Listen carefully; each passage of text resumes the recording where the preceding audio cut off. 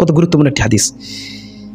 এরপর সূরা বাকারার শেষ 2 আয়াত, বুখারীর বর্ণনায় আসে, হযরত আব্দুল্লাহ ইবনে মাসউদ রাদিয়াল্লাহু আনহু বলেন যে রাসূল সাল্লাল্লাহু আলাইহি ওয়াসাল্লাম বলেছেন, সূরা বাকারার শেষের 2টি আয়াত, এমন 2টি আয়াত রয়েছে, যদি কেউ এই 2টি আয়াত পাঠ করে তাহলে সে পুরো রাত্রি তার আমলনামায় পুরো রাত্রি নফল ইবাদতের সওয়াব লিপিবদ্ধ করা হবে। ইমাম বুখারী, ইমাম নববী রাহিমাহুল্লাহ এই হাদিসের ব্যাখ্যায় বলে যে 2টি আয়াতই তার পরিপূর্ণ রাত্রি ইবাদতের সওয়াব পাওয়ার জন্য যথেষ্ট হবে। 4 নম্বর হচ্ছে 100টি আয়াত পাঠ।